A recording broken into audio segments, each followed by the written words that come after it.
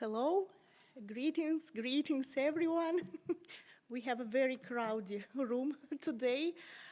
So first of all, thank you so much everyone that you could find an opportunity to be with us today, to join our panel. Our panel is Digital Technologies and Law, the only one English-speaking panel within this conference. And as you maybe know that this conference is our fourth year. It is now fourth year edition of this conference, and we have our English-speaking panel every year. And I will now quickly introduce myself, and we will proceed with the keynotes. So my name is Елизавета Gromova. I am vice chair of the committee of this conference, and I am also deputy director for the international cooperation of the Institute of Law of South Ural State University, a professor at the Department of Civil Law and Civil Procedure. The organizers gave me the honor to moderate this panel, and this panel actually subdivided this year in two panels, and the moderator of the second panel, Professor Chiara Gallese Nobile from Italy, but her panel will start soon, and not here. And I know that our time is precious, so I think we should start. And my colleague, my dear friend from Malaysia, Professor Nur Asman. Dear Nur, I know you are here. Can you hear us? Oh, we are so happy to see you. Can you hear me? Yes.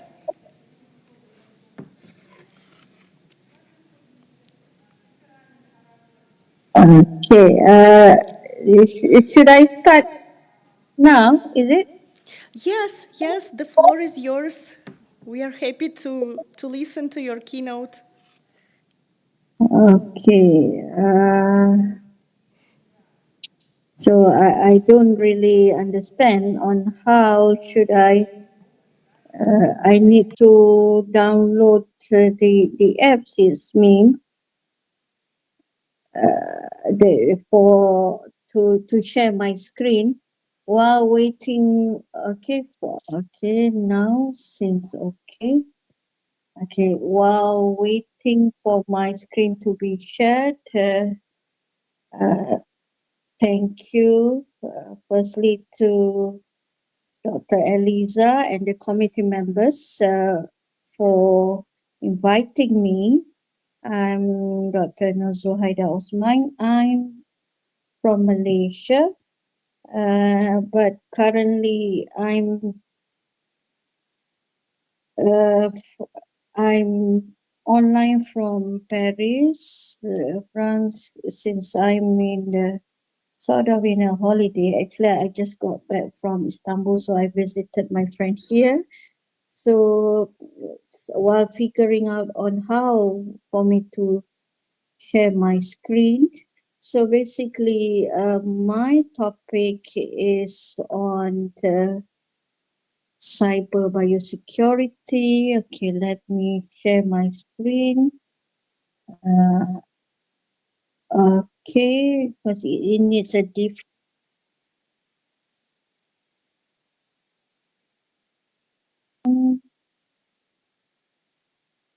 Okay.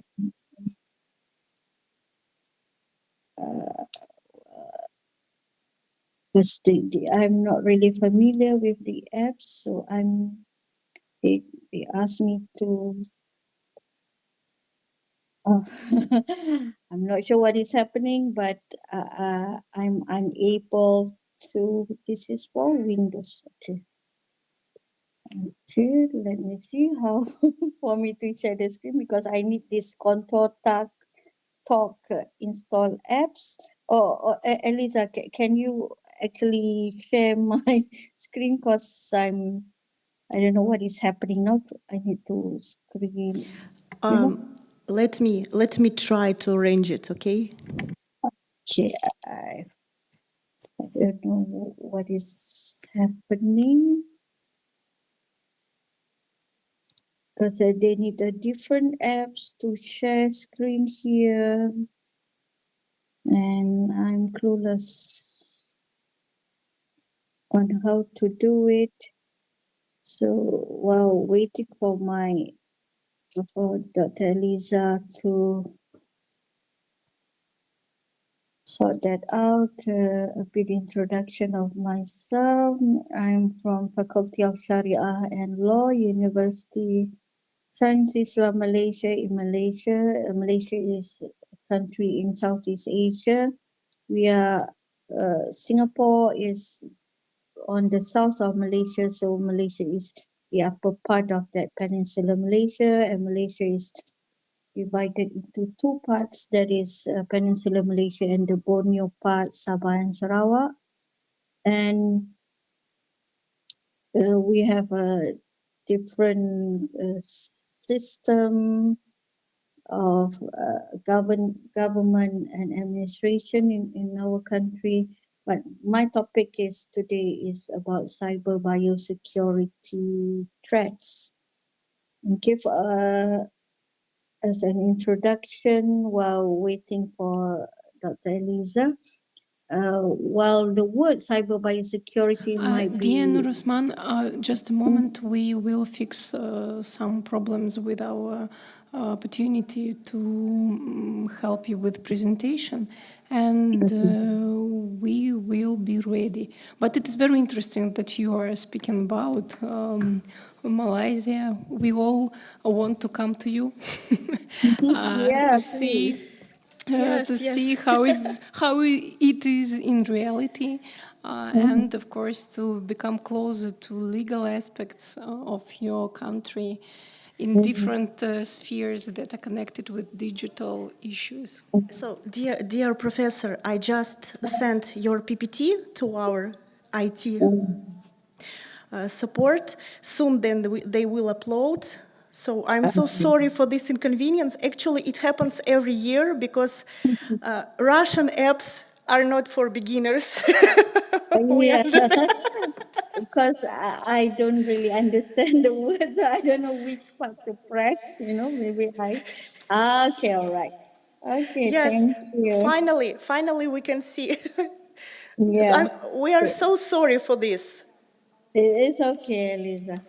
So this is my topic: future crimes of life and co, predicting the new waves of cyber biosecurity threats. So, I'm from Faculty of Sharia and Law. I welcome you to our university. It's near the Kuala Lumpur International Airport, 30 minutes drive, University Science, Islam Malaysia. So I prepared this specially for this conference, Digital Technologies and Law. I think almost every year, Dr. Eliza invite us or any of our friends to speak during the Kazan Digital Week. It is an honor for us to be invited and share our research on these areas. So the next, doctor, the next slide on the outline. The outline of my presentation, because I think it's still stuck with the first slide. Is it moving for the next slide? I think we are on the third slide already. And next slide. Okay, so basically my topic when we are talking about cyber biosecurity, so like I mentioned just now, the word cyber biosecurity, we used to hear the word cyber security, but cyber biosecurity is actually the cyber security part, but the one that relates to biological, what is it, biological things, biosecurity and biosafety, biological weapon issues, pathogens, or living modified organisms. These are areas of biosecurity or biosafety. But now, due to the emerging hybrid threats from genomic data, uh, genetic engineering, AI, and also synthetic biology. So the threats are becoming more complicated, you see, and there are issues of governance, ethical, and regulatory gaps. And I'm doing research on cybercrime together with the Malaysian police. So I see that there are more possible cybercrimes related to AI and biosecurity and biosafety issues. And the last one is my conclusion. Okay, next slide, Doctor. So basically, that's the outline of the my presentation. Next, what should I say in Russia? Next slide. Okay, so as an introduction, like I mentioned to you just now we are in the era of having a convergence of biotechnology and digital technology, and the emergence of the cyber biosecurity as a critical field. We emerge from biosecurity, biosafety, and there are cyber parts of it. So that part is a critical field, meaning the data that you save in the computer in your lab, if you're doing research and development on GMO, LMO, or you are doing research on biological weapon, you store your data in the computer. They are open to many threats. That the threat in general we call it. Uh, I mean the term that the cyber part of that biosecurity, we call it as cyber biosecurity, and they could be exploitation through synthetic biology and bioinformatics. But the problem is we have gaps in regulatory and enforcement framework, and we need an anticipatory governance and collaboration. The reason is because our system and our agencies, the laws, regulation, that govern these three main areas: biosafety, biosecurity, and cybersecurity are different.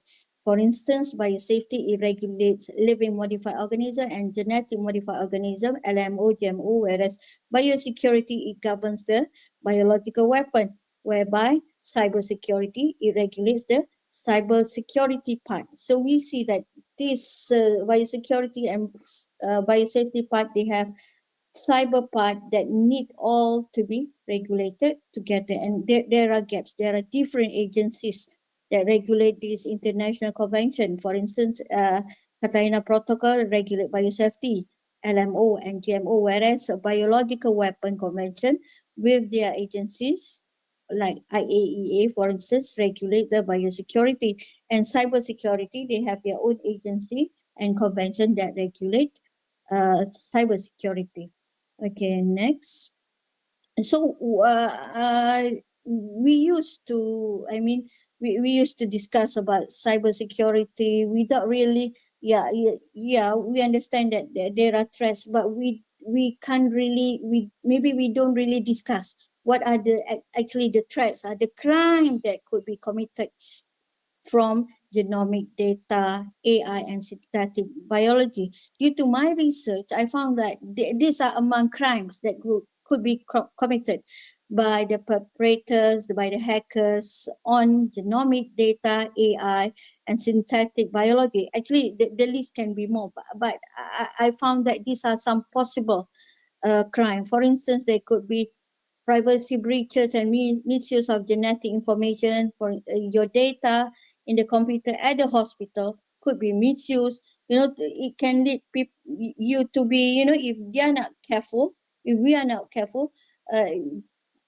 who knows, the doctor will give us a different type of treatment due to the the breach of data, of our medical data, and this personalized biological data could be weaponized.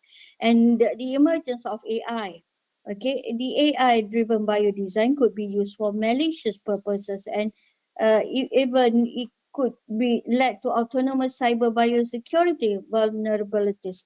And another area is synthetic biology. So basically, it could create of engineered pathogens. For instance, you wanted to create a different pathogens, but due to the hacking, a different kind of pathogens was created. So there are dual risks in bio manufacturing. Dual risk, what I mean by dual risk is basically, actually the research and development is maybe for peaceful purpose, but due to the hacking, it could lead to not used for peaceful, but for war. So basically, these are among threats or among the crimes that could be that could occur. Okay, next is what are the issues relate. Next slide. What are the issues that could be connected with all these issues of cyber biosecurity? Is the issues of governance, ethical, and regulatory gaps. These are our issues when we want to regulate cyber crimes related to AI. Uh, the biosecurity and biosafety areas. We have a lack of international coordination. Okay, some countries maybe ratify this convention, but other countries no. Okay, and the institutional framework responsibilities are fragmented. For instance, perhaps biosafety is under the Ministry of Natural Resources, whereas biosecurity is under Ministry of Defense, and cyber is maybe under Ministry of Communication. Okay, so we have fragmented institutional issues. So actually, these ministries need to actually collaborate with each other. And next, ethical issues like dilemmas of dual use, because we actually do not know actually what is their intention. Okay, and we do not know what are in people's heart, even though if it's in government lab. But if you follow the procedure, that could be okay, but who knows what do they do out of it. And there are inadequate safeguards for human rights if we were to do research and development in the lab. And we have absence of binding cyber biosecurity, maybe specific laws on cyber biosecurity, but a general cyber security part, because we need actually to really understand what are the cyber biosecurity threats. And we have weak enforcement of existing framework. I give you, for example, it's difficult for us maybe to actually bring a criminal, a hacker from a country to another country. To trace might be okay using the IP, but we need the special expertise for that. But to actually bring them to justice is difficult. And next is what are the possible cyber crimes that could be related? Next slide, please. To this AI, genomic data, cyber biosecurity areas. Next slide, please. The two types of crime. One is cyber-enabled crime, and another one is cyber-dependent crimes. Okay, cyber-enabled crimes are basically the crimes that are related, that could be committed conventionally, but the technology that this. Next slide, please. The okay, the due to the cyber, it could be committed. Okay. Further, for instance, in identity theft using stolen genomic data, or the biotech intellectual property theft, or there could be black market trade of synthetic biology designs, even though it is copyrighted. And there could be crimes known as cyber-dependent crime, like hacking DNA sequencing platform, or there can be malware targeting bioinformatics system, like some cases whereby the Hollywood actors' medical data were leaked. Okay, and there could be ransomware attacks on genomic databases. So basically, these are all types of possible cyber crimes. If we do not have proper regulation, okay, it could be worse in the future. And then I think I've come to my conclusion.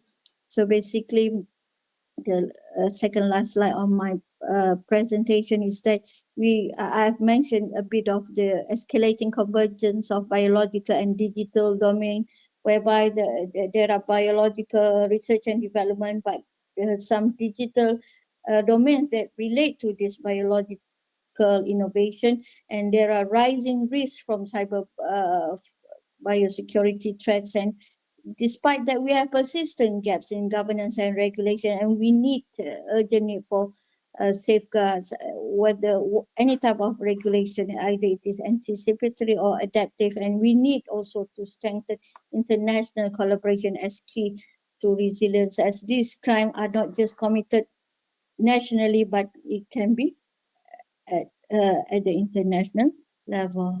For my last slide, okay, I think I've briefly summarized my presentation on the possible cybercrime related to cyber biosecurity. I thank you for your time listening to my presentation. Thank you in my language. Malay language is terima kasih. With that, thank you very much. Okay, thank you, Doctor. Dear Professor Osman, thank you so much for, as usual, amazing keynotes. And of course, thank you so much for all your help and support in our projects. And of course, we are very interested in your keynote, and we have a question for you. As soon as today you proudly represent your country, could you please share some Malaysian experience about, so you spoke about the crimes of the future. Can you say, maybe you can say if Malaysian criminal legislation is ready for these cyber crimes? Okay, thank you, Eliza, for the question. So basically, I would say now, at the moment, we are ready for this cyber crimes because we are in the midst of having this cyber crime act. We are going. They are having cyber crime bills, and we are going to have a specific cyber crime act soon. So basically, from my observation, they are going to cover every possible cyber crime. Okay.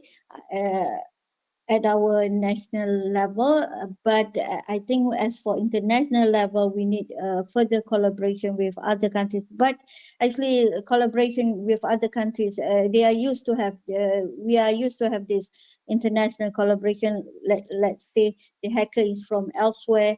Our police from Malaysia, for instance, they collaborate with Interpol or police from other international countries. So they have this joint partnership whereby they actually share intelligence or data. So in the end, with the hope to actually catch these hackers or cyber criminals and bring them to justice. So I would say we are ready. We just have our Cyber Security Act 2024, and we are soon to have cyber crime bill and will be an act soon. Thank you, Doctor, for your question.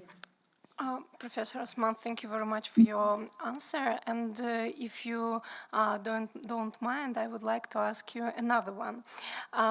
So you know that platforms is one of the most important instrument of today's economy. And my question is, do you have in Malaysia some norms, legislation that that regulate intervention into platforms, especially platforms that are ruled by the government. So I mean some platforms, national platforms. So you know that in Russia we have, for example, platform of electronic documentation, and it is not private, it's public. And do you have such kind of platforms, not especially in electronic documentation, but maybe in another kind, in another sphere? And do you have special regulation that can protect these platforms from the intervention of third persons? Oh, okay. If I may understand your question, so basically that is for the platform. You see, the legal protection for any platform Yes. in our country. Okay, let me think. If I were to understand it correctly, it seems that our country seems, how would I say, not really enforced strictly on this regulation, whether they regulate this platform, okay, but I think it depends on the report. Let's say if people send a report to our multimedia and communication MCMC in Malaysia, saying that this platform is, let's say, they are spreading hatred or whatever against people, gender or religion, they can report to MCMC to the extent that this ministry can actually take down that platform. If it's local, nationally owned, okay, is it based in Malaysia, but is it based in other countries? I don't think we can do much about it. You see, unless, like, let's say, I think there's a recent issues of X, Twitter, X, there are some issues written by Malaysian in Twitter, and our government met with X to take it down. But, Twitter refused to take down the material, you see. So I would say if it's national based, yeah, the government can take it down, can control it. I think take it down altogether. But it's internationally owned. Our government, our ministry, I think need to deal with that international company, to help us to take it down, or else nothing much could be done. If I understand your question correctly. Thank you very much, Professor Osman. Thank you. Thank you for your question. Thank you so much, dear Noor. I hope we will see each other soon again. Thank you. Bye-bye. Okay, thank you. Bye. And now I want to give a word to a speaker that is here. She's here offline with us in person. So I now introduce you to Professor Belikova Ksenia Mikhailovna, Doctor of Law, Professor at the Department of Business and Corporate Law at Moscow Kutaev and State Law University. Ksenia Mikhailovna, the floor is yours.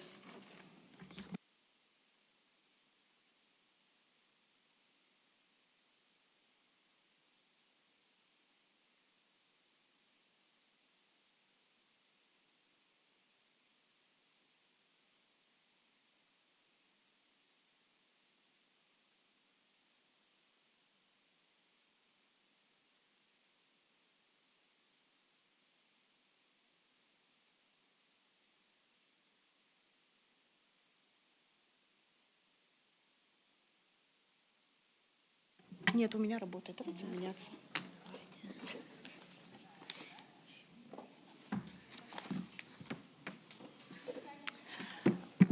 Good day, dear colleagues, dear participants of the conference. Big thanks to the organizers for having me here and for the opportunity to share my ideas on the market dominance and its abuse in the digital age.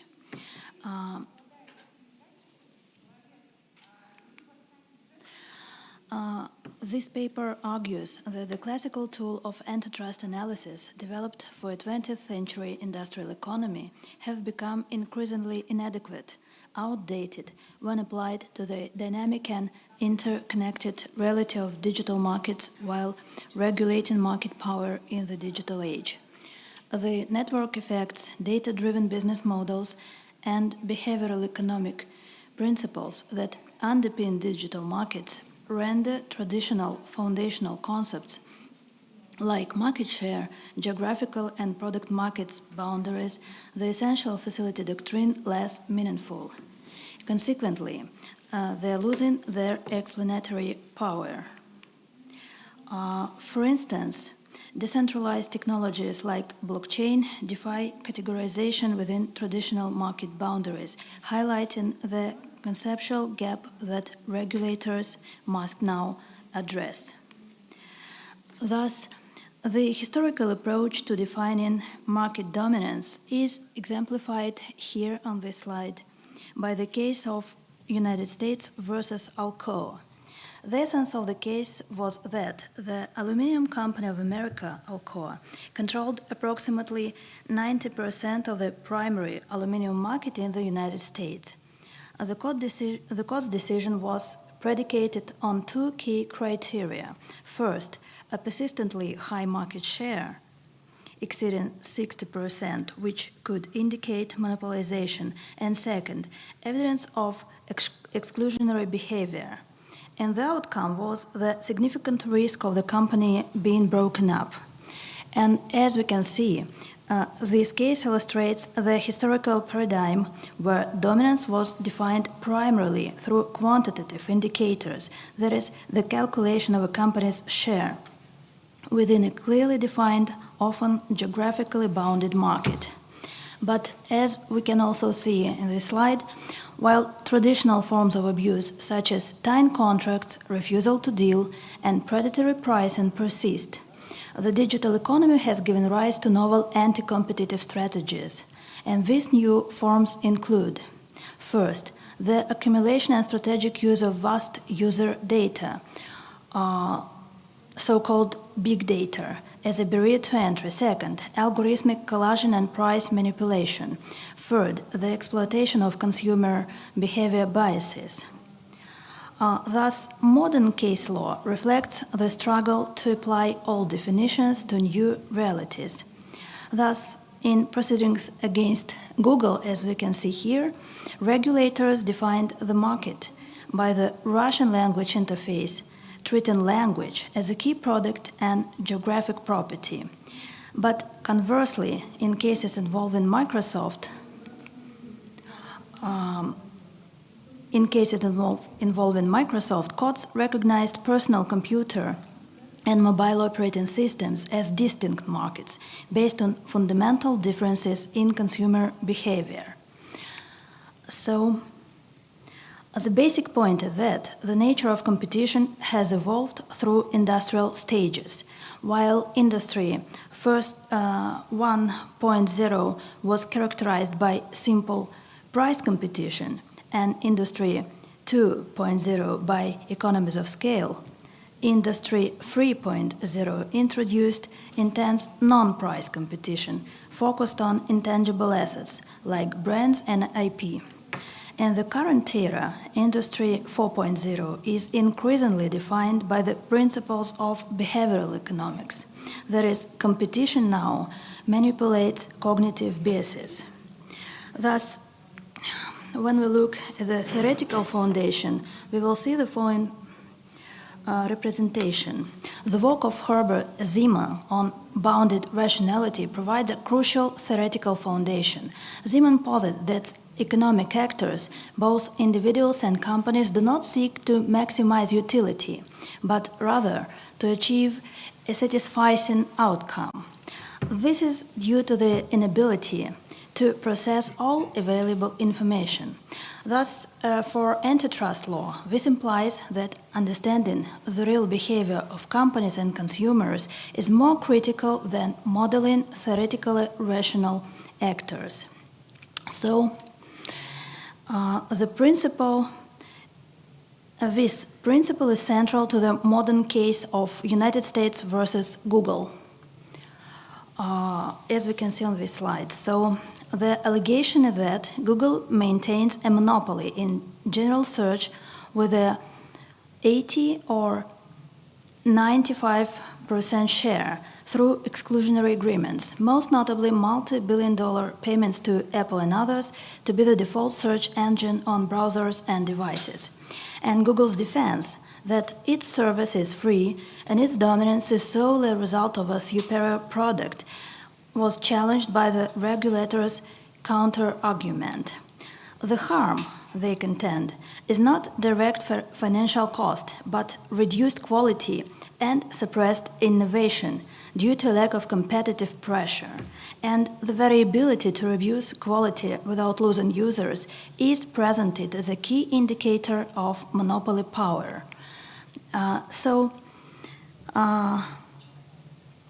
This is the regulatory paradox.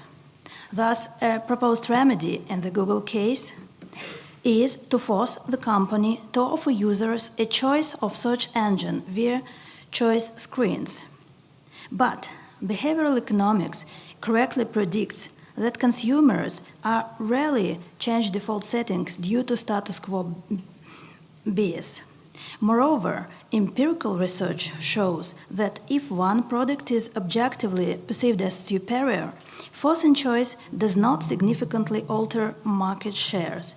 It merely creates transaction costs and user inconvenience. And this highlights the practical difficulty of designing effective behavioral remedies. And here is the Russian context and proposals for a new approach. The Russian context introduces an additional layer of complexity. Under conditions of sanctions and import substitution, companies like Yandex may evolve into natural monopolies within their respective digital segments, and this necessitates a new regulatory approach. So we propose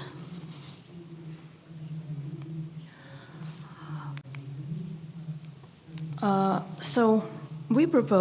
shift away from universal quantitative thresholds. Instead, the focus should be on assessing the actual consequences of a company's behavior for market dynamics, considering factors such as network effects, data fusion capabilities, and monetization method. The goal should be to create flexible guidelines and market-specific frameworks rather than applying one-size-fits-all rules. So, in this regard, our conclusion and key takeaways are as following. First, digital markets require updated tools. The classical antitrust toolkit is insufficient for the digital age and requires significant revision. Second, behavioral analysis is key. The focus must shift from simple market share calculation to behavioral analysis of both corporate strategies and consumer decision-making. Third, new forms of abuse are prevalent, so anti-competitive strategies now leverage data, algorithms, and psychological effects. And fourth, flexibility must overcome formality. Thus, effective regulation must be agile and effects-based, prioritizing the assessment of market outcomes over compliance with rigid formal criteria, such as market share. Thank you for your attention.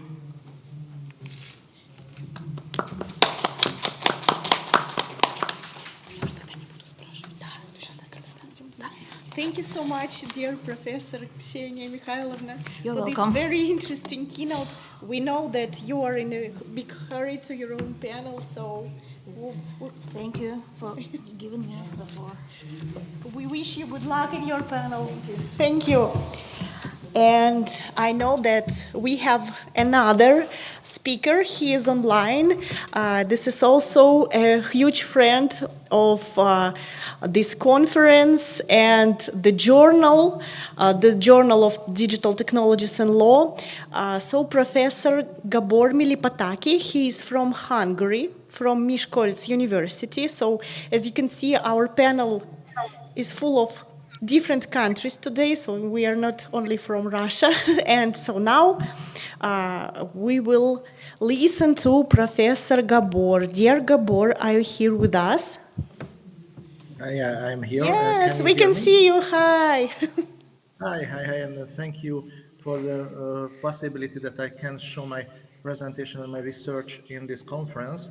And that Elizabeth has said it's not my first presentation in this conference, because it's the second or third time that I can take part in this conference, and every time very happy that I can speak you in this conference. And the second question, that can you see my presentation? Yes, we can see it. Okay. And so I'm very happy that the professor previously presentation, because I can connection to her topic, because I bring another aspect. I'm a labor lawyer, and I teach and research labor and social law, and I view a little bit other eyes the digitalization. And we have a special national laboratory for social innovation, and I took my research about the smart factories in the framework of this national laboratory. And of course, if my home university, the University of Miskolc, at Faculty of Law. And I think that it's a very interesting topic that we can speak about the smart factory, not just from the labor law side, not just from the market side, and not just the question and how can take or how can fit in this question in the society in general and in the economical ecosystem in general, but we have to calculate and we have to speak about the social law side of these questions. And I know that the labor law and social law go hand in hand, and I don't want to separate these parts, but I think I would like to give more weight of the social law side in this presentation. And first of all, what is the start point?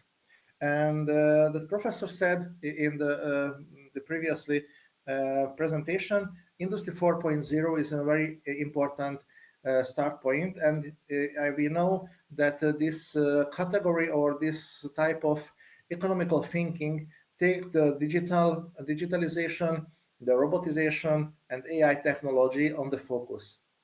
And the new type of economy system and new type of thinking about the economical and factory, how can we organize the very profit goal ecosystem and economy. One of the pillar, one of the most important pillar, the new type of digitalization. And we know she spoke about the Google and Microsoft and other type of companies.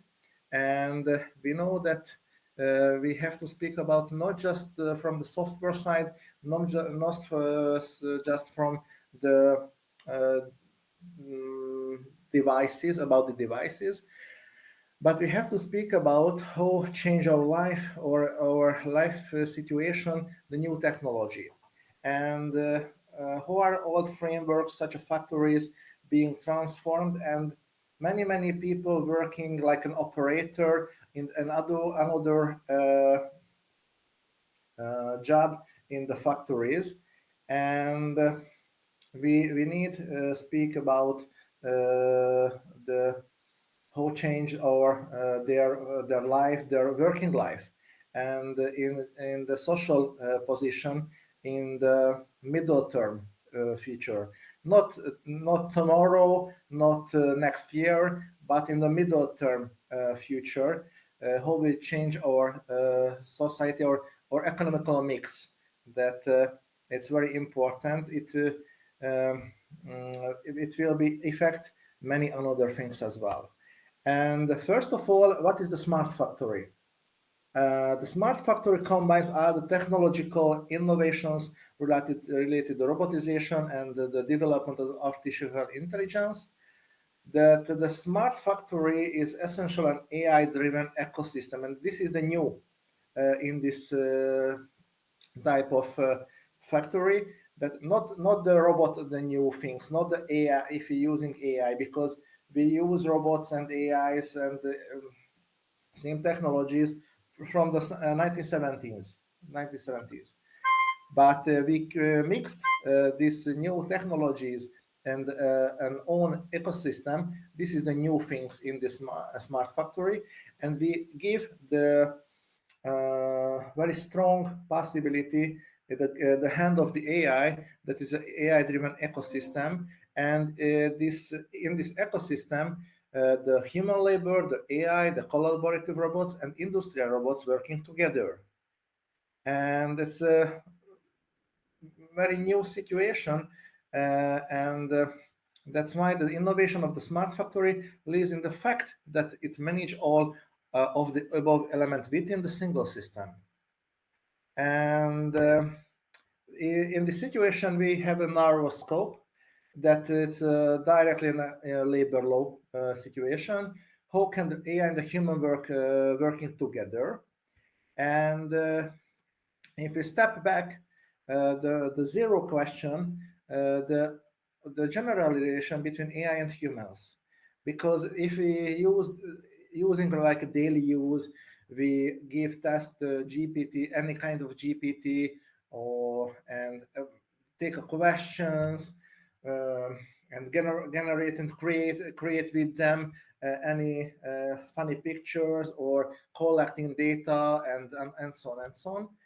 But the main question is how change the relation in the working relations, because if you speak about smart factory and AI-driven ecosystem, that who use whom, and the AI is a tool or something more, and there's very important ethical question, and from this ethical question come another type of legal question, labor law, social law side, and another types of civil law and public law questions as well. And how are the human habits influenced by AI, for example? And the legislator reaction, it's not so strong because many legislators don't know how can handle this problem. And it's a very good definition from Chesterman, who said that the countries, it's a situation of masterful inaction, because they haven't any idea how can rule this question. And it's I can understand, because it's a very complex question, and that's why we see the legitimacy is not so strong. But it's not just a national question and come from the globalization. This how you can use the technology and the background, the softwares, robots, and the AIs, and take more complex. And if you see the broader narrative, the widespread adoption of the such plans bring about the change the concept of work. And if we change the concept of work, the labor market is transforming. And that's why the transformation of the social aspect of the labor law come from, because it's if we speak about the labor law, it's institutional side and the social law side. And the social law side is a main protection what come from the labor code and another social insurance and social welfare actions. And if we change the meaning of the labor and labor market, the new meaning of solidarity come from this, and the societal level. That's why it's so important, because the solidarity is the basis for social security and social welfare system. And for example, I said that the robot and the AI take my job in middle term future, and I pay my tax from my salary, and this is the basis of the social insurance and social security and social welfare system. We need find another alternative ways in the middle time, because we can speak about the time zone that many people lost their work because of the new technologies, but we cannot find enough work. It will be a middle interim term, and we can speak about that alternative ways, and many literature speak about the universal basic income, for example. But this is a very hard question to take another basis of the social insurance system. But maybe we can mix these questions and mix with the new element of the solidarity system and social insurance and social welfare system. Yet, as said, in the medium-term economic transformation and the expected which will reframe social issues. And first challenge for the social rights will be the interim period, and after it, we can speak about it, that who will change this question, and this is the global things. And after it, I would like follow this research and go to the deep in this question and the details. And I would like show the general questions that about the connection, the smart factory and the social law. And I live in Hungary. Thank you for your attention. Köszönöm a figyelmet.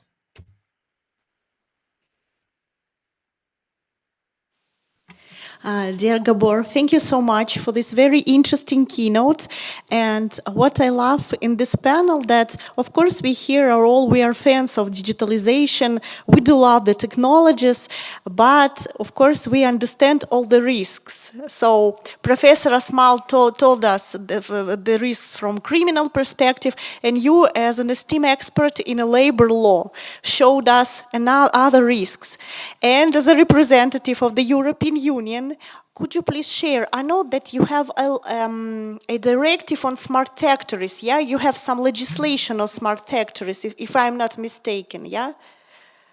Yeah, it's an AI Act. It's AI a Act.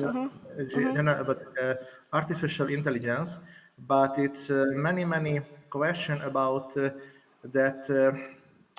How can use the artificial intelligence, and it's very interesting that for example the USA or Asian countries focus on the more effective companies and the competition, and the European Union tried to handle the risk what you said, and make a self-limitation and limited using, and we can speak about some area that cannot use, for example, change the habits of the employees and influence the habits of the employees.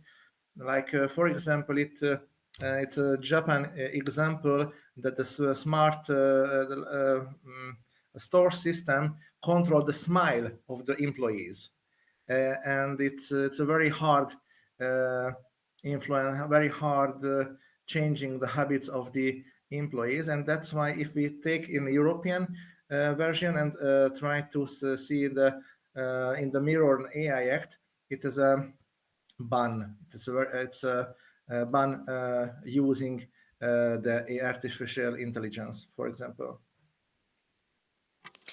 Thank you so much, dear Gabor, for sharing and that you always joining our projects. And by the way, thank you so much that you involved me in your conference back then. I hope I can join one more time as moderator. I hope. I hope. Okay, thank you so much. Thanks. Bye-bye. Bye. And we will now give the word to the speaker who is here with us. So I'm honored to greet Artur Gennadievich Shapovalov, the lecturer at the Department of Legal Support for Public Administration and Economics of the Law Institute of the Russian University of Transport. So the floor is yours. Thank you so much. Can I have the clicker? Sure. Yeah, thanks. So, yeah, my name is Artur Shapovalov, and basically I'm a lawyer, attorney at law, and a partner with Pasa Legal Law Firm. And today we're gonna talk about the implementation of the BIM mandate in Russia. And well, first off, let's define our terms clearly.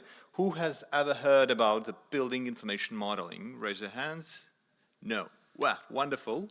I will get you acquainted with this technology. So BIM, or well, it stands for Building Information Modeling. It's a method of generating the digital representations, or in other words, models of the physical objects like buildings, bridges, roads, etc. It's used in the construction industry, and well, think of it like this.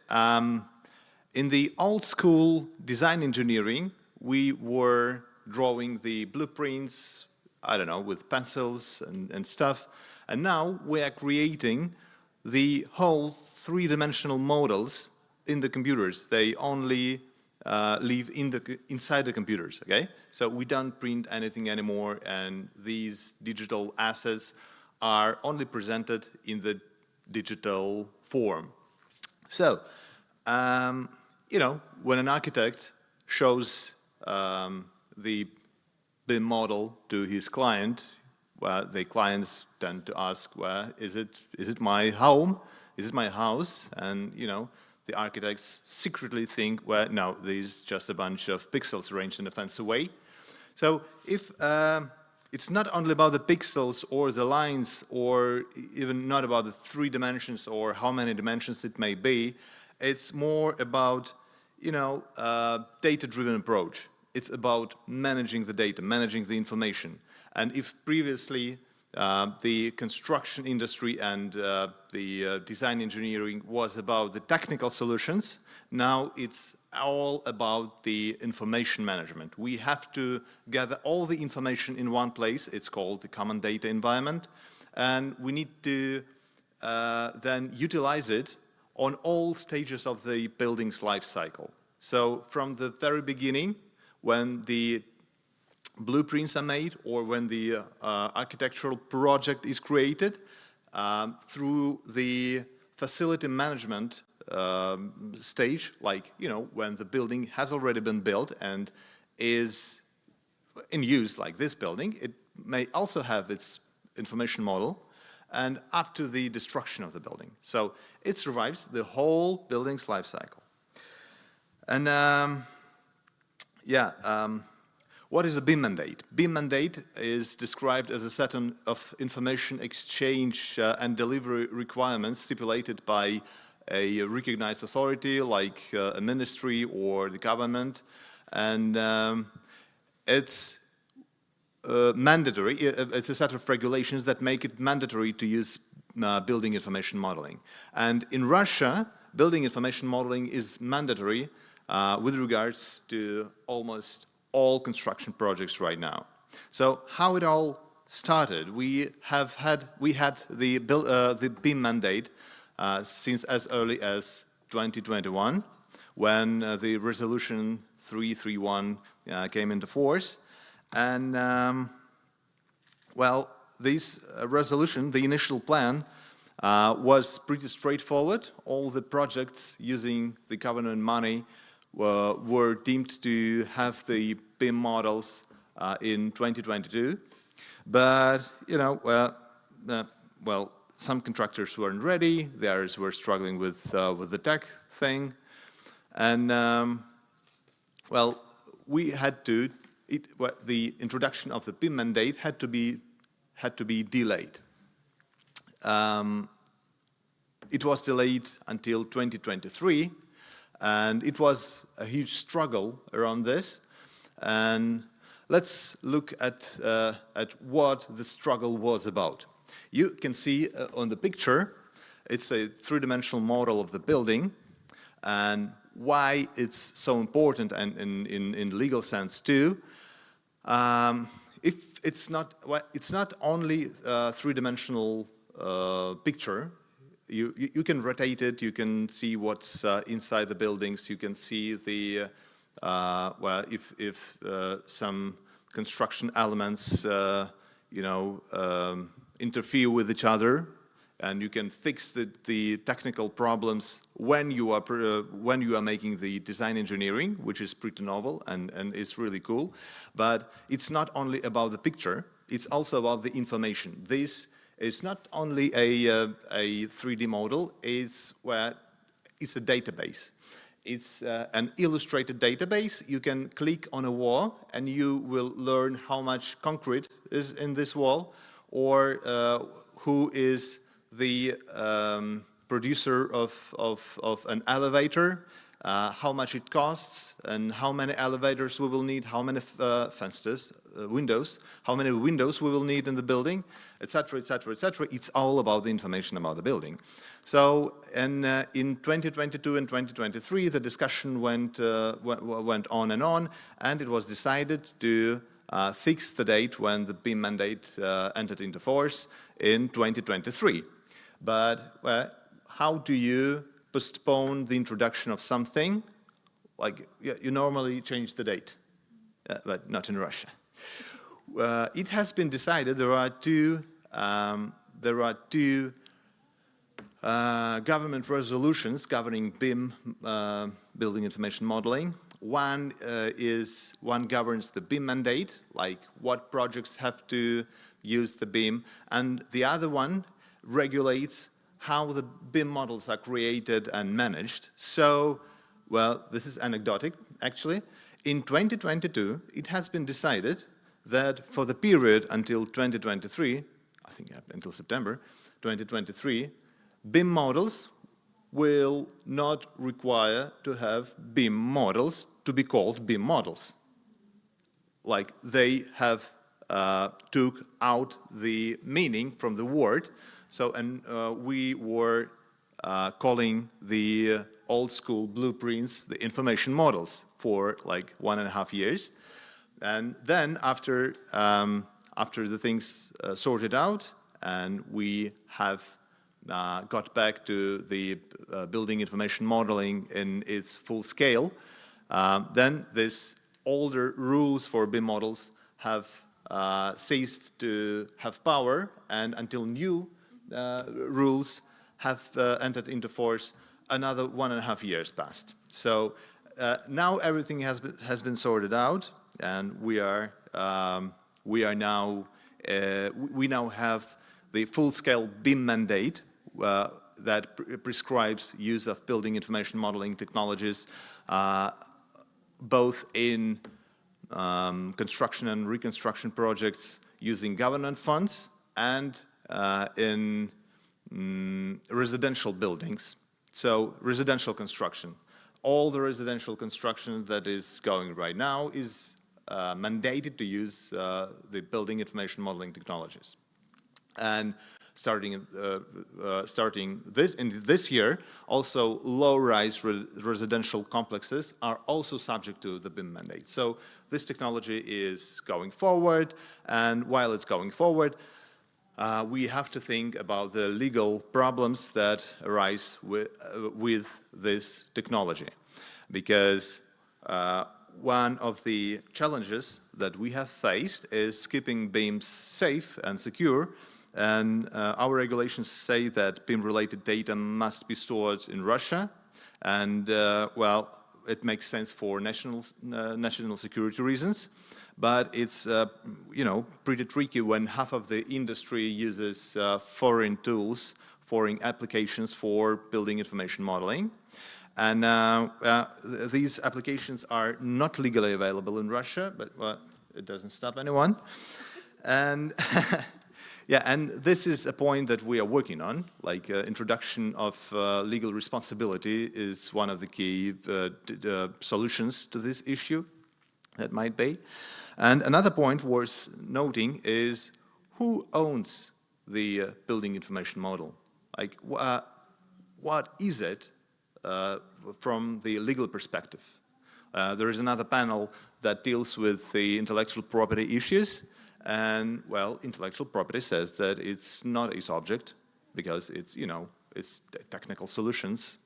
And, well, this is something that we need to think about in the nearest future because, well, regarding how, related on how we answer to this question, like what is it as an object of rights, then it will depend how we will treat it legally.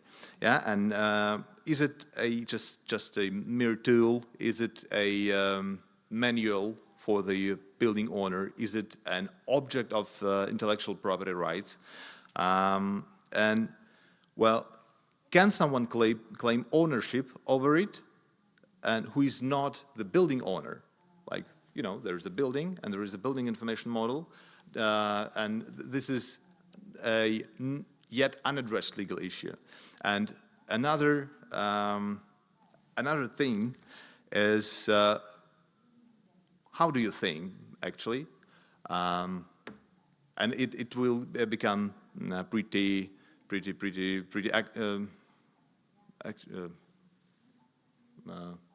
pretty important when most of the residential buildings will be built with the building information model. An owner of an apartment in the residential complex, do they have the right to access the data in the building information model of the whole building or not? And the answer to this question and answers to many other questions, they root deeply in the understanding of what BIM model is in terms of law. So, in short, adopting BEAM has been pretty rocky in Russia, but still very promising. As Russia moves forward, we expect more changes and challenges to come, and we'll see new laws addressing these challenges. And well, if done well, BIM could transform not only construction but city planning too. And I think that, you know, in like 10 or 15 years, constructing something without BIM will be deemed like navigating a maze blindfolded. Yeah, pretty fun, but definitely not recommended. So thank you for your attention. I think I'm done. If you have any questions, I will be really glad to answer them. Artur Gennadievich. Thank you so much for this very, very highly informative keynote. And my huge thanks to you for your passion, because we all noticed how passionate you are in your topic. You love it, and this is very important for example, for science. You will achieve your success if you love what you're doing, and I can clearly see that you really do. And I have a question. So you shared... Thank you so much. Thank you for this. And I saw you showed us Russian experience, Russian troubles, and Russian perspective. Maybe you can share something in comparative perspective. So I now quickly Googled. I saw that there is a legislation on BIM in Great Britain. So can you share with us the situation with the foreign countries, maybe? Yeah, sure. Great Britain was the first country in the world to introduce the BIM mandate. They were also the first country to introduce the BIM standards. And well, first were the British BS standards, and then the international ISO standards came into force, and then our standards also followed. And Russia was actually one of the BIM leaders at the time when BIM mandate was introduced in Russia. And at the moment, almost 27 countries have either introduced BIM mandates or are thinking about introducing the BIM mandate, and there is a lot of legislation all over the world, and China and the European states and United States and Australia, some of the South American states are also either thinking about introducing the BIM mandate or have already introduced it. And the thing is, well, the commonplace in this discussion is that according to numerous studies, this technology has given rise in efficiency of construction, and the presence of this digital asset as a building information model is increasing the price of the real estate because it's more efficient to manage this facility. And by the way, the BIM leaders inside Russia were the oil and gas companies who were using it as early as in 2002 or 2003. They were the pioneers, the BIM pioneers in Russia, because there are lots of pipes and lots of engineering stuff within the facilities, and they need to avoid the collisions. The items would not be intercepted. No, they would not mingle with each other. Yeah. Let's put it this way. So, and yeah, one of the most common way to regulate this technology is to define the roles of the parties of the construction projects and the design engineering projects who use the BIM, and to describe the standard levels of detailization, levels of information that is required for building information modeling. And one of the probably most important issues is the information security. One of the international standards, ISO 19560, yeah, the fifth standard of this series is dedicated to the information security issues. So information security is of highest importance in this field because we, well, it's a principal thing in this technology. We create the model in the common data environment. Well, you can think about it as about the cloud.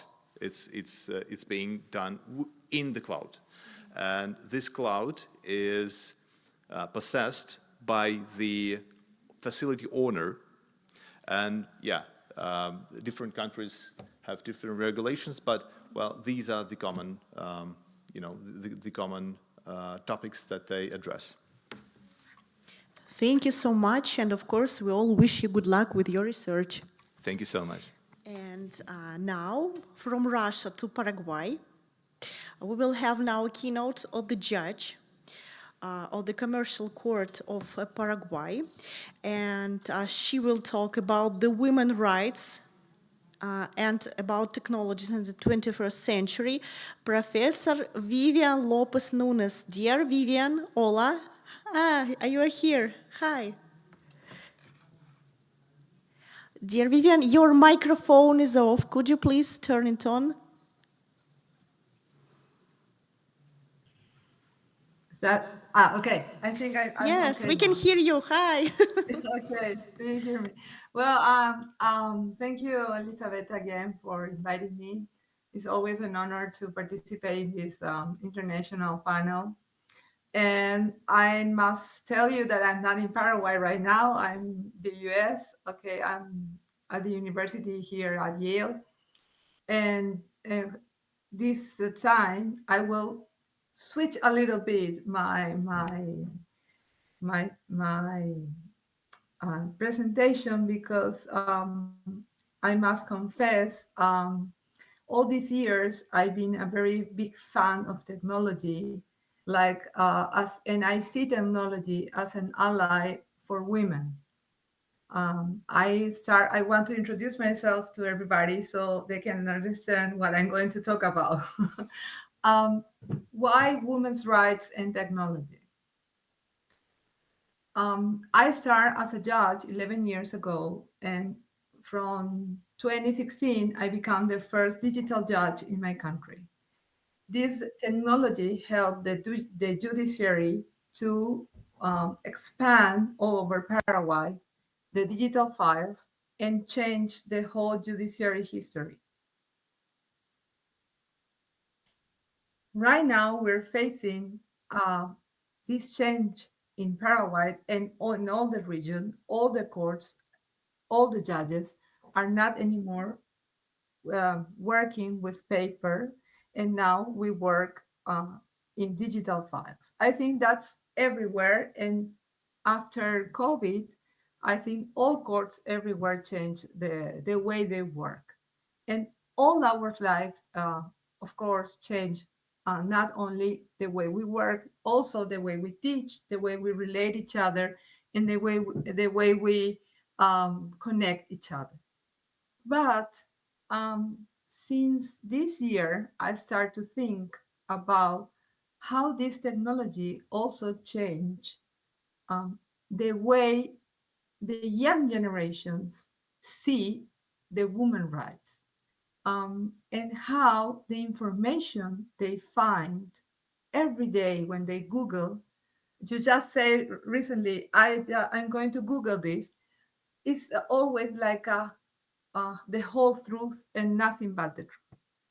And they never start to doubt about that answer that AI or Google or any device can give you. So I start to think and I start to wonder myself, does artificial intelligence really help women to achieve globally gender equality? That's a big question. And this question, I don't have any answer yet. I must confess. I just going to throw it to the world and start to think about. Because 1 year ago, we did the same lecture here, and I was really convinced that it is helping. But now, 1 year after, I start to think with all the things that are happened around the world, in Western, in Asia, in the North, in the global South, that perhaps it's not a really help because we're not taking care of what is coming.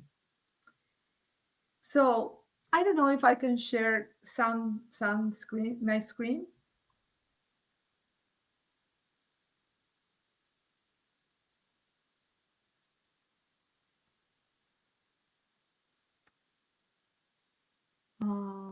Here. Could you please tell me if you see? Yes. Okay. Um,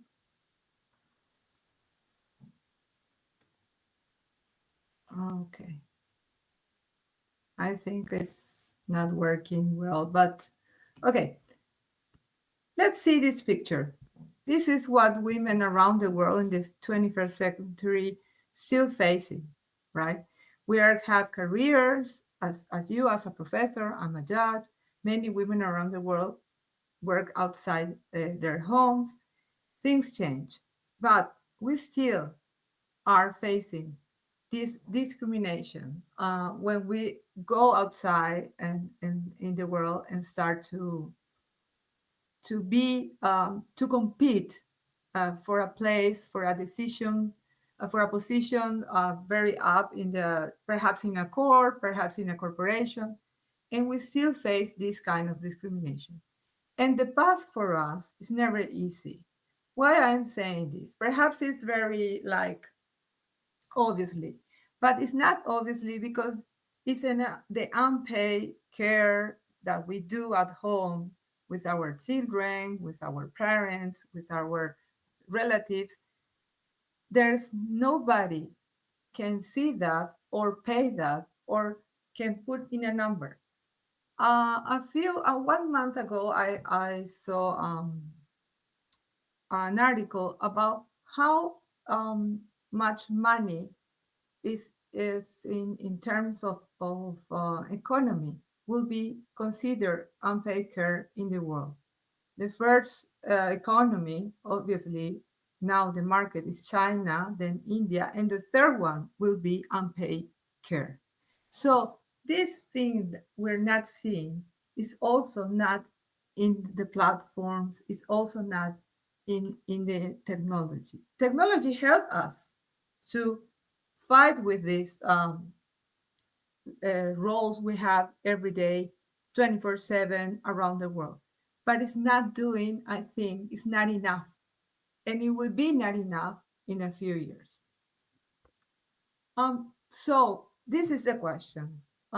Can we rely on technology without doubt, without any issue to help women to understand that what they are doing is always double than men? And this picture is, for me, is the most important. In January this year, these four people were in a place that power is concentrated, right? And these four people are perhaps the owners of technology right now. So I ask myself, is technology really neutral? It's really neutral, not only for women, I mean, for everything. And this question is what I want to share with you and with all the audience. Um, After these four people get together and start to change things in their platforms, in this year, in 2025, I think the world, the entire world, faced this dilemma for women and for other rights too. On one side, we have the AI and the tech we don't have to forget that it's a business. It's always been a business. It's not a miracle. The internet is not a miracle. The platforms are not miracles. They are business. And to the other side, we have the women's rights. And these women's rights were very hard to achieve. And now young generations take it for granted. So if they only rely on technology, on platforms, on Google, then they're going to forget how these rights were conquered. And if you forget how you conquer your rights, it is possible to lose them in the future. So this biggest pivot in the path of the world, for me, start like a dilemma. Now, from 2016 until now, I rely on technology 100%. But from this year and now on, I start to doubt. And I think it's very important to start to doubt. Just a few examples. Let me show you.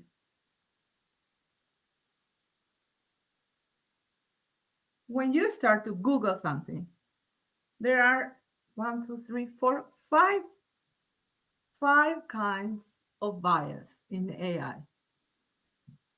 The sample, the world always being discriminated woman. Always. Discrimination is not a new thing. So the available information that we have for all these years is on the tech, is on the platform. So they have to look for this kind of information. And it is the only one that is available. Also, the memories, similar but different images. Perhaps this is the most tricky thing to explain, but I'm going to show you a picture in the next slide. Association. When you think about a doctor, they always show you a man, and when you think about a nurse, they always show you a woman. And so, if a young man or a boy or a girl Google nurse, is going to think she only can become a nurse and never a doctor. And also the past data. There are low quality, and past data is always against women's rights for the future. And uncritical dependence. This is very important because we start to believe in the answers and we never doubt. And I think that's a key issue. We must start to doubt about the results of the internet, of the technology. We never argue with technology because we always lose. We always lose all the time. And this is a very important thing to start thinking. These are the images I talk about. If you go to any AI, ChatGPT or whatever, you look for a babysitter and it shows you a young woman. If you ask for somebody taking care, it's always a nurse, a woman nurse. And if you ask for somebody cleaning the house, it's always a woman. And these images are very important because they are defining what future generations going to be. There's, there is no more libraries or books or research. Now young people only believes in technology. My 11 years old son, he always answered me about what he find out in Google or YouTube. There are the key answers for him. And he said, no, Google said. And that's, but he started to argue these results when he looked for it, because I'm talking about it. But what happened with the parents or with the families or with all the society that never start, that they don't do it, and they don't argue with these results? I must confess that for us in Paraguay, as a judge, it helped me a lot to conciliate work and family. But this is always without taking care of the unpaid care, without paying this unpaid care. It's always a double labor every day. And I would like to share these final thoughts. This I am convinced we're facing this dilemma. So what we're going to do from now on, for the next generation, for our sons, our grandsons, do we have to leave technology just free and no doubt at all? And remember that picture I showed you. Who runs technology? Only men? Is there any woman there? And if it's there, a woman, it is thinking about other women, other people that are vulnerable and don't have the power of the money to run technology. So I can finish this presentation with the great Descartes, that he always his saying was, I think, therefore I am. So I think myself as a judge that I always have to decide between two parties. We need to start to doubt about the results we're getting from technology. We have to stop being naive and let it be just like if it's water, because this is modeling and shaping our future. Never forget that what we are the results that we have from technology every day shows just the way the world always been. And if we don't if we don't fight against these results, the world will always be that way. And women always, in, even in 100 years more, will be discriminated. And perhaps we can lose our rights. I'm deeply sorry because I'm not being the optimistic as I always been, Elisabetta, but it was a need for me to share these thoughts and these questions to the audience. Thank you very much. Dear Vivian, thank you so much for, as usual, very inspiring keynote. And thank you. Also, I have a chance to thank you, well, kind of in person, for your incredible contribution to our special issue about women in DT research. Thank you so much for that as well.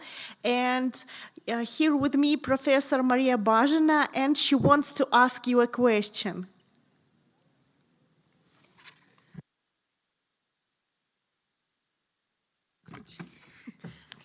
Dear Vivian, do you hear me? Yes, I do.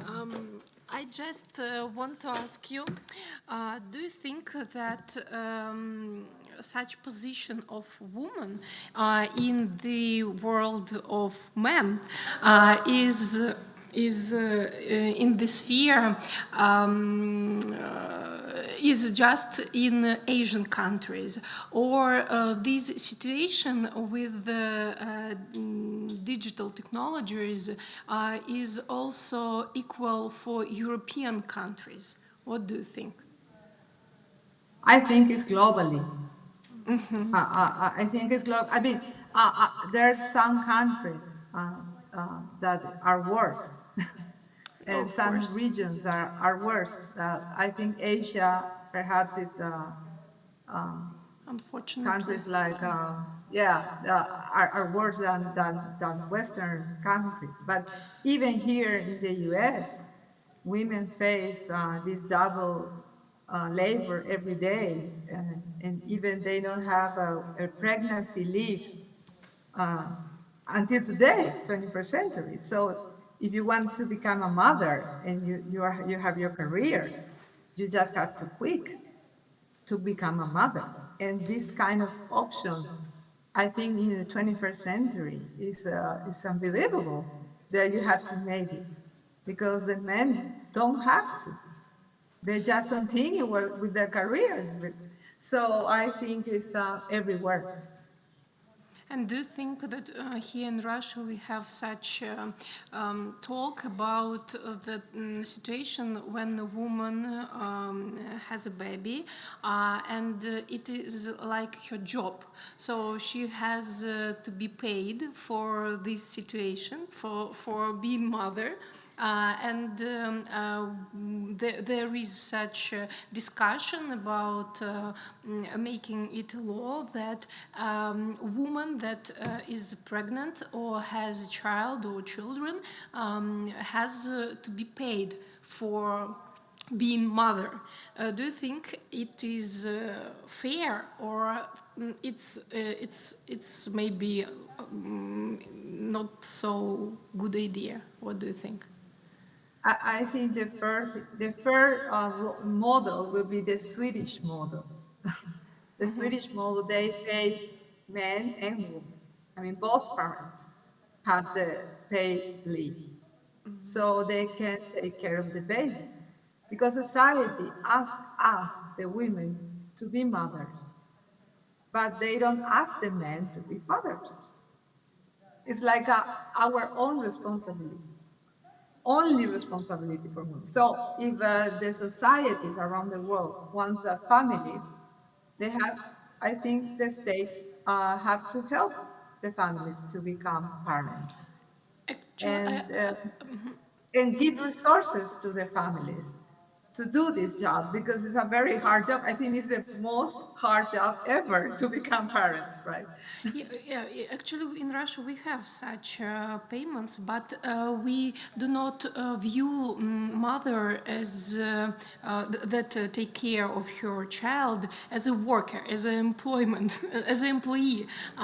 We view the situation as a period when woman needs to be paid for 1.5 year. She is paid rather well, and then and then not well, and there was a Well, I talk. think I think Russia is always been in that kind of thing. It's always ahead of everybody, right? I think even you got the vote before everybody. So I think Russia is an example in that. But if we talk about global situation, I think we are always behind, still in 21st century. Thank you very And much. I find out that technology is not helping the way it could be for us. Vivian, thank you very much for your thesis. And my name is Arthur. Um, I'd love to know your opinion. And does this situation have a positive resolution project? I mean, can it be resolved in a positive way? Because as a male myself, I also see that this situation occurs and that there is this gender gap in all the social spheres. But how can it be positively resolved, in your opinion? Well, I think the policies we achieve until today, at least in Latin America, we're having a backlash right now. So to achieve, to still achieve these positive results, we keep fighting.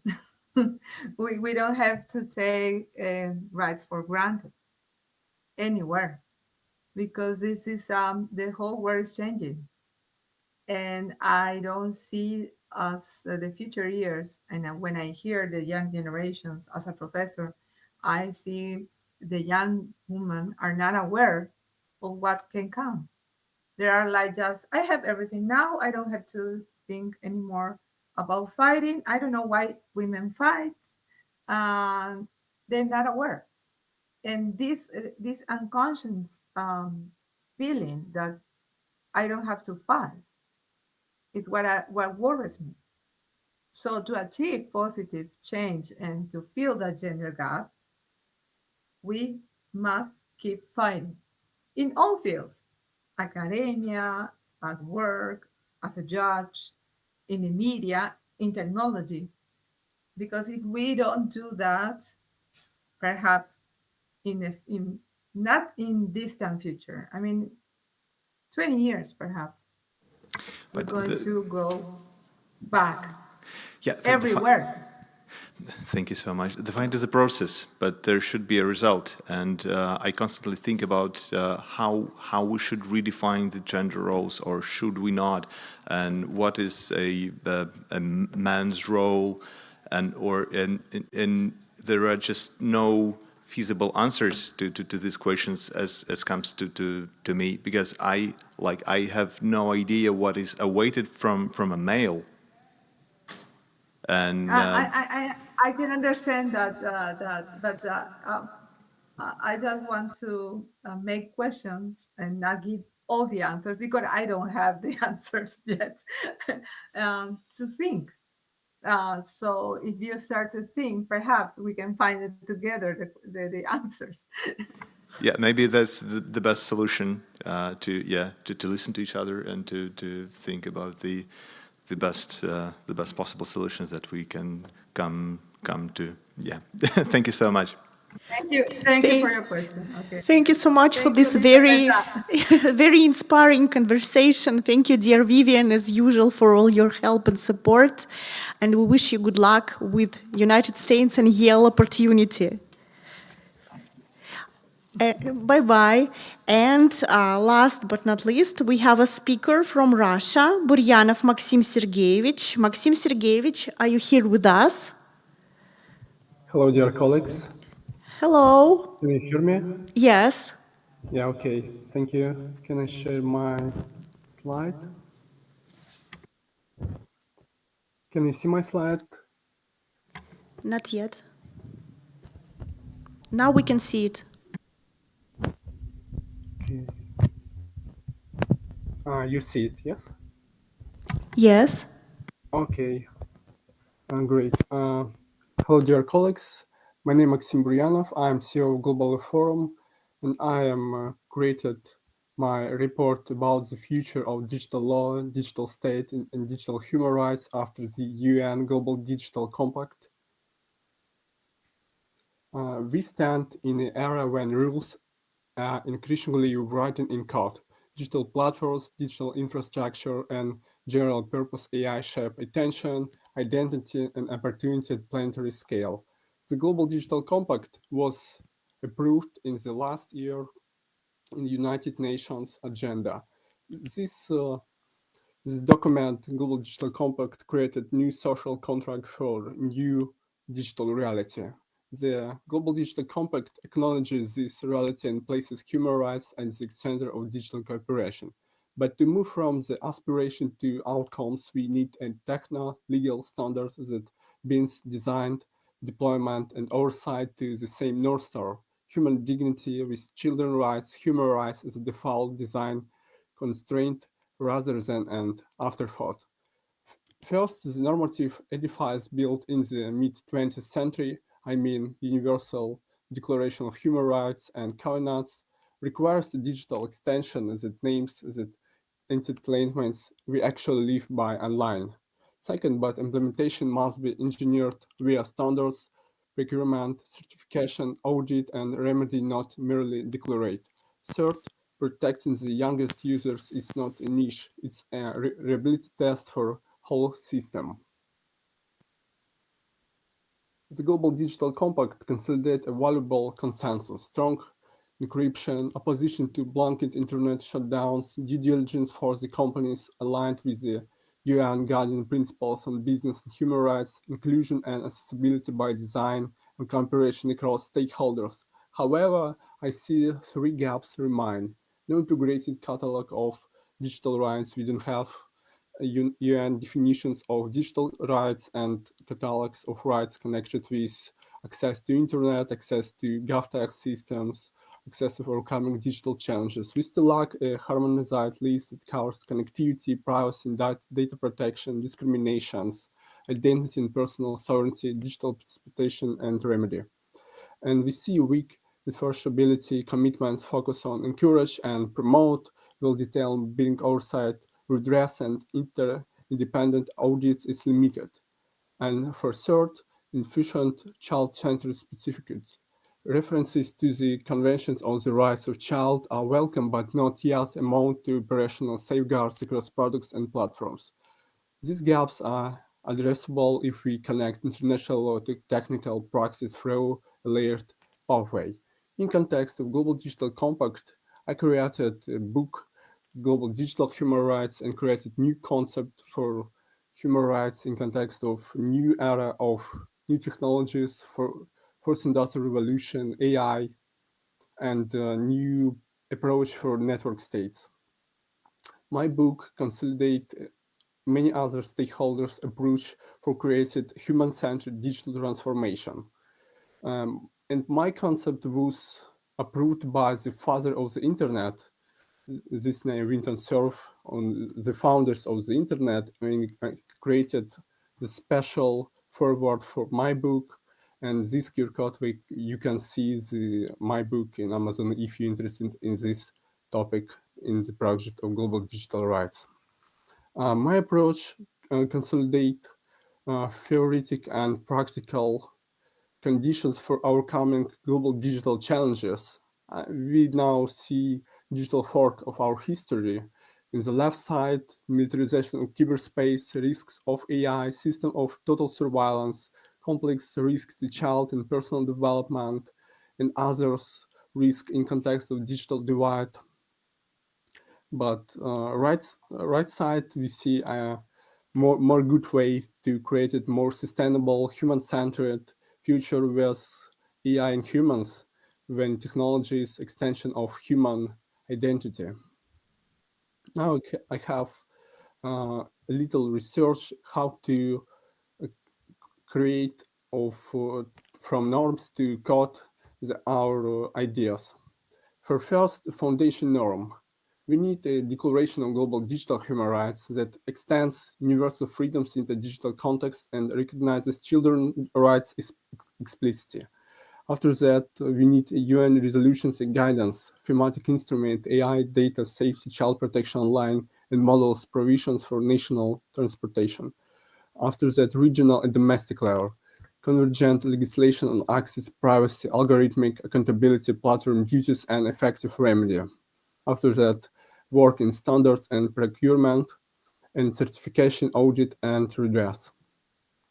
In this context, I created a new concept aligned with our principles of rights for tech area stakeholders, digital rights by design. This is meta standard for cross-sector tech development that sits one layer above functional specification and embeds rights requirements through the technology life cycle. Mirroring the high-level structure of modern management systems, digital rights by design will contain 5 normative clauses. What can you see in this my slide? This is about of leadership and commitment, risk-based planning, design, transparency, oversight, and others. After that, I have a concept about how to create a human-centered digital transformation in context of digital state. Digital state, in my approach, that merely digital services is not enough. Human-centered GovTech must guarantee universal connectivity and interoperability, digital public infrastructure, lawful, necessary, and proportionate use of data and biometrics, decentralized user-controlled identity, options where appropriate. And all of that can consolidate with digital rights how indicators of development of this digital state.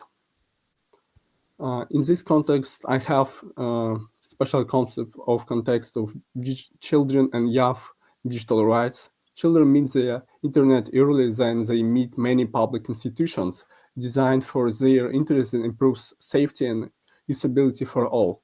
Priority includes a age-appropriate design with privacy and safety and digital rights by default, limits on profiling, manipulation, and commercial exploitation, I mean like dark patterns, child appropriation consent notice and redress with verifiable timelines and escalation to dependent bodies.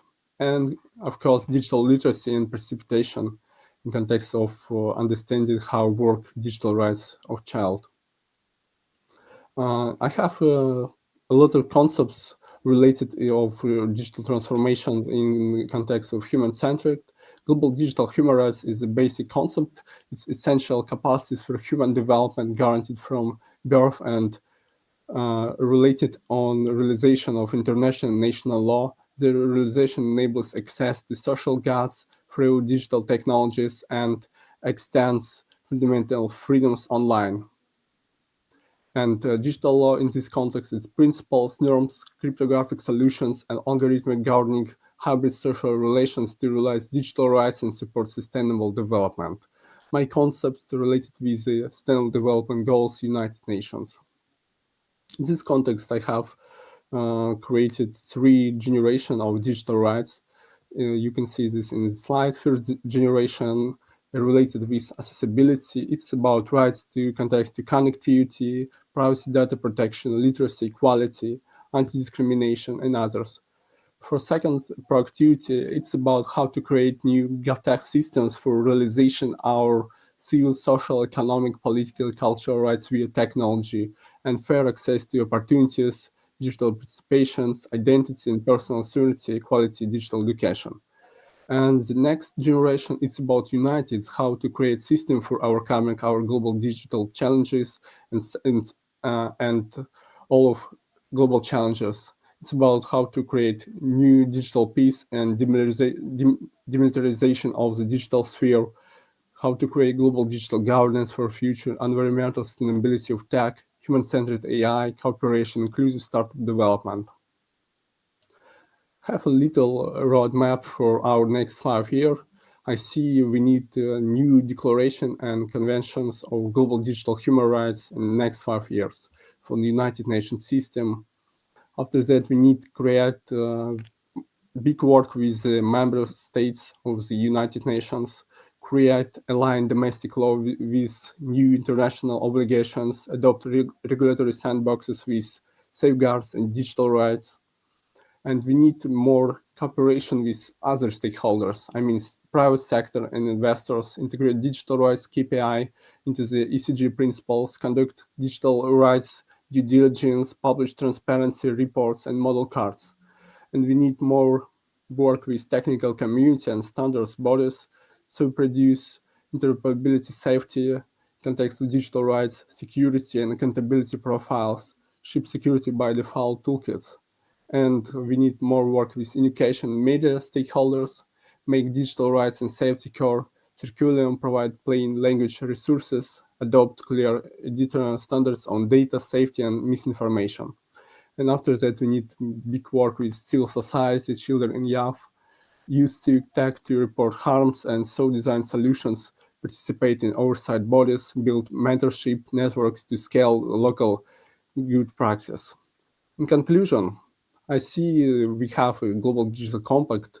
He gives us a shared compass. It does not here give us a map. Declaration, global digital human rights, is a map. It's complete with digital rights by design offers a practical road from principle to practice, one of the richest code procurement and redress. If we align the digital state, platforms, and standards around human dignity, we get innovation with trust. But human dignity in the context of law sphere, it is global digital human rights. If we do not, we entrench control and inequality, digital divide, and digital surveillance. The choice is not algorithms versus humans. It's whether technologies become instruments of human flourishing by design and realization of digital human rights in context of new digital reality. Thank you very much for your attention. Thank you so much for this. Also, as our previous keynotes, also very interesting keynote, and we saw that you have many books on the topic.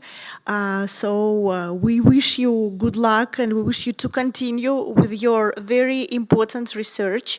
Thank you so much again that you joined, that you're waiting for so long.